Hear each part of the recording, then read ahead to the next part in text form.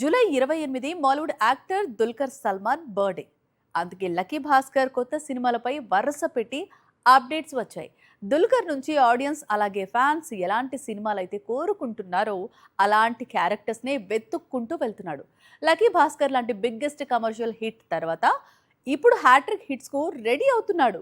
ఒక మహానటి, ఒక సీతారామం, ఒక లక్కీ భాస్కర్ ఇలాంటి చిత్రాల్లో దుల్కర్ కాకుండా మరో హీరోను ఊహించుకోవడం కష్టం. ఆ స్థాయిలో పెర్ఫార్మెన్స్ ఇచ్చి ప్రేక్షకులను కట్టిపడేశాడు ఈ మాలీవుడ్ మ్యూజిషియన్.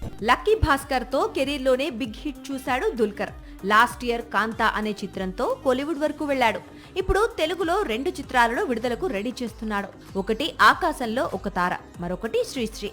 ఇందులో పూజా హెగ్డే హీరోయిన్. దుల్కర్ బుట్టబొమ్మ కాంబోను టాలీవుడ్ తో పాటు మాలీవుడ్ కూడా చాలా ఎగ్జైటింగ్ గా చూస్తోంది. ఈ చిత్రం డిసెంబర్ లో రిలీజ్ కానుంది. రొమాంటిక్ ఎంటర్టైనర్ గా రవి నెలకుదిటి తెరకెక్కిస్తున్నాడు. వన్స్ షూటింగ్ కంప్లీట్ అయిన తర్వాత రిలీజ్ డేట్ చెప్తామంటోంది చిత్ర యూనిట్. మరోవైపు శ్రీశ్రీకి ముందు అంటే ఆగస్ట్ లోనే దుల్కర్ నటిస్తోన్న Mollywood movie I am game release అవుతోంది. భారతదేశంలో 100కు పైగా లొకేషన్లలో చిత్రీకరించిన చిత్రం ఇది. మలయాళ సినీ చరిత్రలోనే అత్యంత భారీ బడ్జెట్ తో నిర్మాణం జరుపుకుంటోంది. కయాదు లోహార్ హీరోయిన్ గా నటిస్తోంది. ఆర్డీఎక్స్ ఫేమ్ నహాస్ డైరెక్ట్ చేస్తున్నాడు. ఐ యామ్ గేమ్, శ్రీశ్రీ చిత్రాల తర్వాత ఆకాశంలో ఒక తార ప్రేక్షకుల ముందుకు రానుంది.